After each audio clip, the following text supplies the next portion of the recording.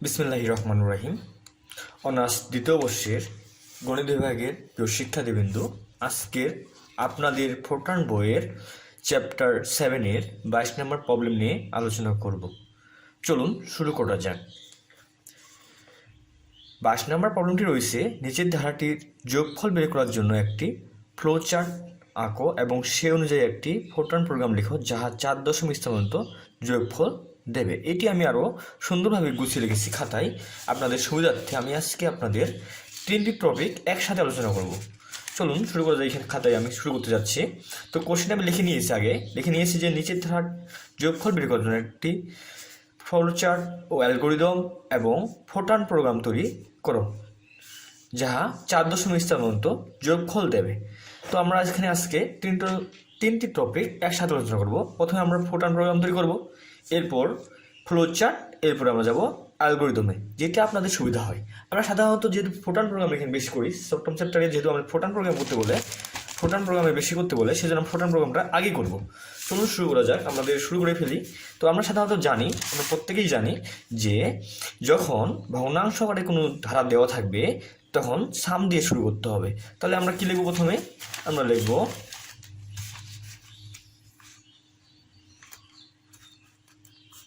Some equal to 0.0। এরপর আমাদের do ব্যবহার করতে হবে। ডু এর পরে একটি 11 নাম্বার ইউজ করতে লাগবে। সেটি 1 থেকে 100-এর মধ্যে যে কোনো একটি সংখ্যা হতে পারে। তো আমি আমার সুবিধার্থে 8 নিলাম। এরপরে একটি ভ্যারিয়েবল ব্যবহার করতে হবে। ভ্যারিয়েবলটি A to Z যে কোনো একটি হতে পারে। আমি এক্স বা কিংবা কে, আপনি যে আবার আপনার ইচ্ছা মতো নিতে পারেন। আমি কে নিলাম।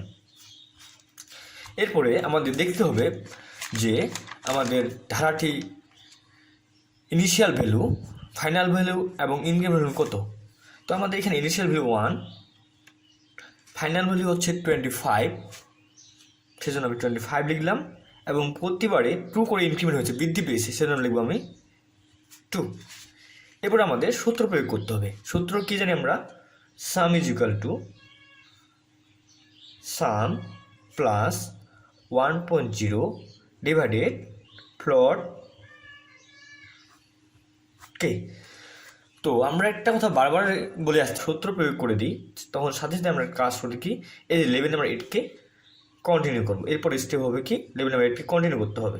11 নাম্বারকে কন্টিনিউ করতে হবে। আমি 11 নাম্বারকে 8কে কন্টিনিউ করলাম।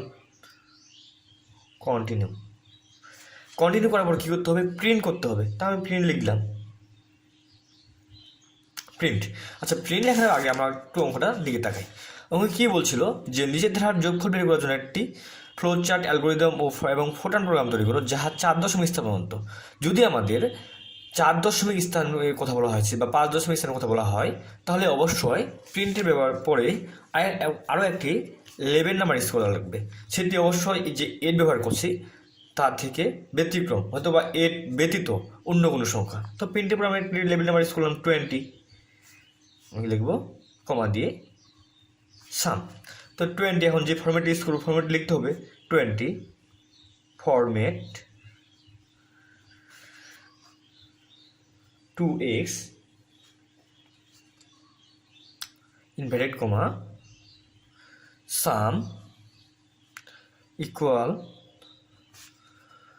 যেহেতু আমরা 4 দশমিক স্থান পর্যন্ত ফোরট্রান প্রোগ্রাম তৈরি করতেছি, যোগফল বের করতেছি, সেজন্য আমরা এক ফিল্ড, যে দশমিকের জন্য আমরা এক ফিল্ড ব্যবহার করবো, সেজন্য F10.4।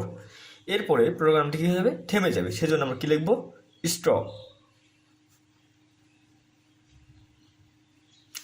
যেহেতু প্রোগ্রাম থেমে গেছে, সেজন্য এক সময় এর সমাপ্তিও ঘটবে, সেজন্য আমরা লিখবো ইন্ট।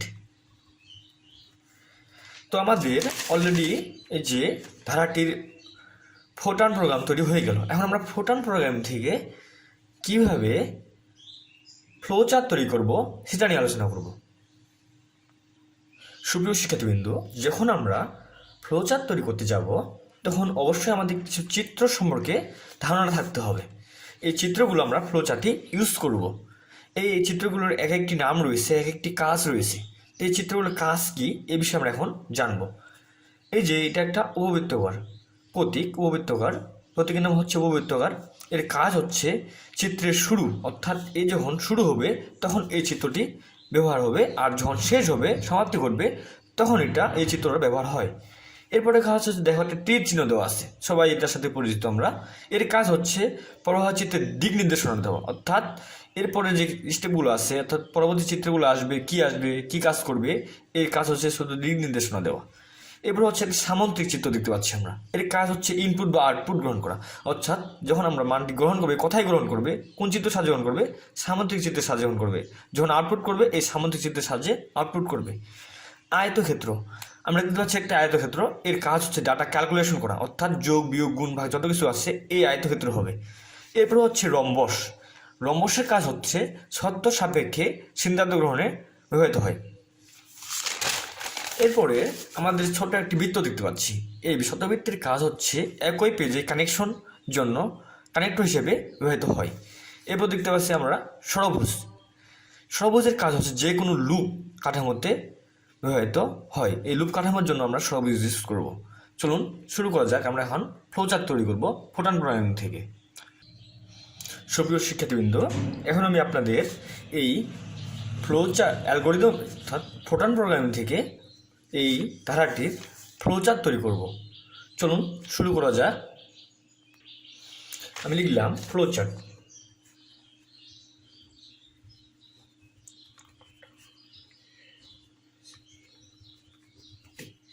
ফ্লোচার্ট, তো আমরা প্রথমে কিনেছিলাম সাম। তো ফ্লোচার্ট যখন আমরা শুরু করব, প্রথমে আমাদের স্টার্টের জন্য কোন চিত্র ব্যবহার হয়?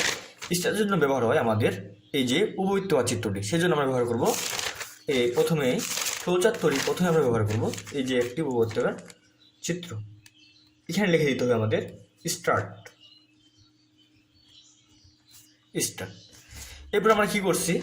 মান গ্রহণ করছি, সেজন্য আমরা কি লিখব? একটি এই প্রবাহ চিত্রের নির্দেশনার জন্য আমরা কি চিহ্ন ব্যবহার করি? তীর চিহ্ন ব্যবহার করি। এই যে এরপরে একে নির্দেশনা কি দেবে? আমাদের প্রবাহ চিত্রের নির্দেশনার যে চিহ্নটি ব্যবহার হয় সেটা হচ্ছে তীর চিহ্ন। তো আমরা এই স্টার্টকে আমরা নির্দেশনা করার জন্য তীর চিহ্ন ইউজ করবো নিচের দিকে, যে দিক দিয়ে কাজ করবে তীর চিহ্ন ইউজ করলাম। এবার আমরা কি করছিলাম? এখানে ফোরট্রান প্রোগ্রামিংয়ে ডু লুপ ব্যবহার করছিলাম, সাম। কথা আমরা নিয়েছিলাম সাম। তো সাম তো মান গ্রহণ করছে, সেজন্য আমরা একটা সামন্তন নিতে পারি।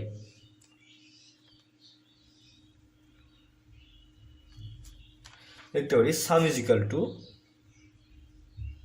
0 নিলাম। এরপর আমরা কি করছি? ডু লুপ ব্যবহার করছি। যদি ডু লুপ ব্যবহার করি তাহলে আমরা কি ব্যবহার করে থাকি? ষড়ভুজ চিত্র ব্যবহার করে থাকি। তো আমরা ষড়ভুজ চিত্র এঁকে ফেলি। এই তীর চিহ্ন দিব কানেকশন করার জন্য। এবার আমরা ষড়ভুজ চিত্র এঁকে ফেলবো।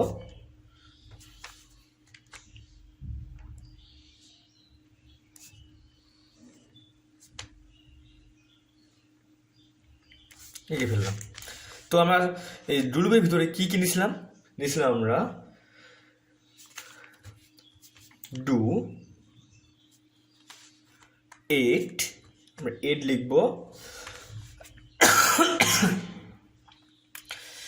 8 নিয়েছিলাম। এরপরে নিয়েছিলাম কি? আমাদের ইনিশিয়াল ভ্যালু 1, ফাইনাল ভ্যালু 25 এবং ইনক্রিমেন্ট 2 আমরা লিখে ফেলবো। ডু 8k সমান 1, 25, 2। এরপর কি করছি? আমরা 8কে কন্টিনিউ করছি, 11 এমনকি কন্টিনিউ করছি, তাই না? সূত্র প্রয়োগ করছিলাম যে sum is equal to sum plus 1.0 divided float K. তো আমরা এখন সূত্রটা প্রয়োগ করবো। এখন ক্যালকুলেশনের জন্য আমরা কোন চিত্র ব্যবহার করি? ক্যালকুলেশনের জন্য আমরা সাধারণত আয়তক্ষেত্র ব্যবহার করে থাকি। তো আমরা এখন কোন চিত্র ব্যবহার করবো? আয়তক্ষেত্র চিত্র ব্যবহার করবো। এখন আমরা আয়তক্ষেত্র চিত্র এখানে কানেকশন দিই, তীর চিহ্ন দিই, প্রবাহ চিত্র নির্দেশনা দিই। এই যে আমি আয়তক্ষেত্র রেখে ফেললাম। এবার আমরা এই যে সূত্রটা আমি এখানে প্রয়োগ করছিলাম, sum is equal to sum plus 1.0 divided float K, এটা এখন লিখে ফেলবো। Sum is equal to sum plus 1 divided K. এরপর কি করছে? এই যে 8কে কন্টিনিউ করছে। কন্টিনিউর জন্য একটা আমাদের কানেক্টর ইউজ করা লাগবে। কানেক্টরের চিত্র কি? ছোট বৃত্ত, সেজন্য আমরা এখন এখানে ছোট বৃত্তটি অ্যাড করব। 8 করলাম। কেন 8 করলাম? যেহেতু 8কে এখানে কন্টিনিউ করছে সেজন্য আমি ছোট বৃত্তের ভিতরে আমরা দিব 8। কথায় কন্টিনিউ করছে, এই যে ডু লুপে কন্টিনিউ করছে, সেজন্য আমরা এখন এর সাথে একটি কানেক্টিং যুক্ত করে দেবো, কানেকশন যুক্ত করে দিব। এই যে যুক্ত করে দিলাম। এরপরে আমরা কি করছিলাম? প্রিন্ট করছিলাম। আমাদের সাধারণত এখানে প্রিন্ট অপশন শুধুমাত্র প্রিন্টে করে, এখানে কোনো 4 দশমিক স্থান দেখাবে না, কোনো কিছু দেখার দরকার নাই। এখানে জাস্ট আমরা প্রিন্টের জন্য যে চিত্রটি ব্যবহার করি সেটা ব্যবহার করব। প্রিন্টের জন্য আমরা কী ব্যবহার হয়? সাধারণত আউটপুট এবং ইনপুটের গ্রহণের জন্য আমরা সামান্তরিক ব্যবহার করে থাকি। সেজন্য আমরা এখন এই যে এখানে প্রিন্ট করার জন্য সামান্তরিক চিত্রটি ইউজ করব। এই জন্য প্রিন্ট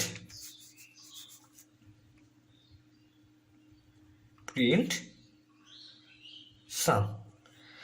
যখন এখানে কি বলছিল যে একসময় প্রোগ্রামটি সমাপ্তি করছিল, সেজন্য আমরা কি করবো? এখানে স্টপ ব্যবহার করব। স্টপের চিত্র কি? এই যে শুরু এবং শেষের জন্য আমাদের উভয় একটি চিত্র ব্যবহার করা হয়। সেজন্য প্রোগ্রামটি যখন আমরা শেষ করব ফ্লো চার্টে, তখন আমরা উভয়ত্বকার একটা চিত্র দিব, দিয়ে ভিতরে স্টপ লিখব। স্টপ। এই তো আমাদের এই ফোরট্রান প্রোগ্রামিং থেকে যে ফ্লো চার্ট তৈরি হয় সেটা জানতে পারলাম এবং শিখতে পারলাম। এখন আমরা জানব কিভাবে এই ফ্লো চার্ট থেকে একটি অ্যালগরিদম তৈরি করা যায়। চলুন শুরু করা যাক। এখন আমরা এই ফ্লো চার্ট থেকে অ্যালগরিদম তৈরি করব। তো আমরা লিখে ফেলি অ্যালগরিদম।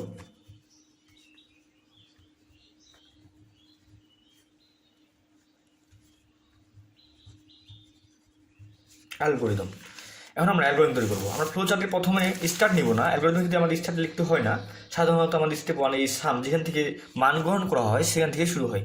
তো আমরা লিখে ফেললাম স্টেপ 1। আমাদের যখন অ্যালগরিদম লিখবো তখন অবশ্যই স্টেপ লিখতে হবে একটা। স্টেপ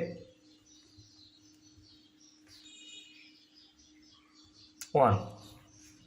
স্টেপ 1 ছিল কি আমাদের? এই যে সাম, যেখানে মান গ্রহণ করছে। তাহলে স্টেপ 1 ছিল আমাদের সাম। তো আমরা সাম লিখলাম। সামের মান কত ছিল? 0। সেজন্য আমরা লিখব এ হয়ে যেতে হবে। এরপর আমাদের স্টেপ 2। স্টেপ 2 এ ছিল ডু লুপ। এর ব্যবহার ছিল ডু 8কে সমান সমান 1, ইনিশিয়াল ভ্যালু 1, ফাইনাল ভ্যালু 25 এবং ইনক্রিমেন্ট 2। সেজন্য স্টেপ 2 এ লিখব আমরা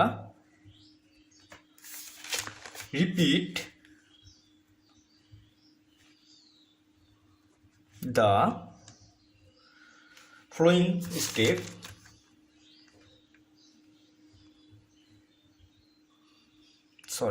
F double L O W I N G following steps for k এর মান কত ছিল আমাদের? প্রথম মান ছিল k is equal to 1 এবং k to 25। আমাদের ইনক্রিমেন্ট ভ্যালু ছিল উইথ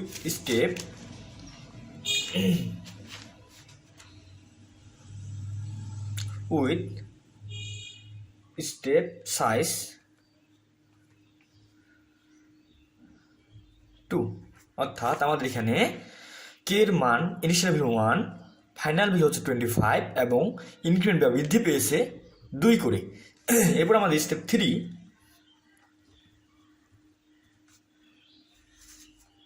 স্টেপ 3 না, এখানে আমরা একটা সূত্রটা প্রয়োগ করছিলাম। এখানে যে সূত্র কি প্রয়োগ করছিলাম?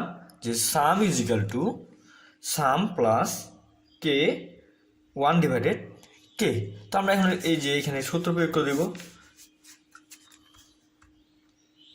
এ is equal to sum is equal to is equal কোন চিত্র ব্যবহার করা যাবে না, এই চিহ্ন ব্যবহার করতে হবে সবসময়ের মধ্যে।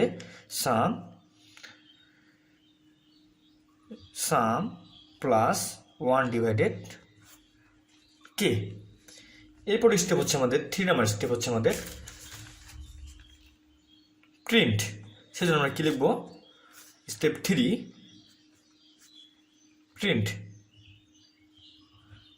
প্রিন্ট লিখছিলাম সাম। তো এরপর লিখছিলাম আমরা কি? স্টপ। সেজন্য আমরা লিখব স্টেপ 4 স্টপ। এই তো আমরা এখন আমি আপনাদের দেখাইলাম কিভাবে ফ্লো চার্ট থেকে একটি ভালো করে অ্যালগরিদম তৈরি করা যায়। আশা করি আপনাদের ক্লাসটি ভালো লেগেছে। যদি আপনাদের ক্লাসটি ভালো লেগে থাকে অবশ্যই আমার চ্যানেলটি সাবস্ক্রাইব করবেন, লাইক কমেন্ট অবশ্যই করবেন।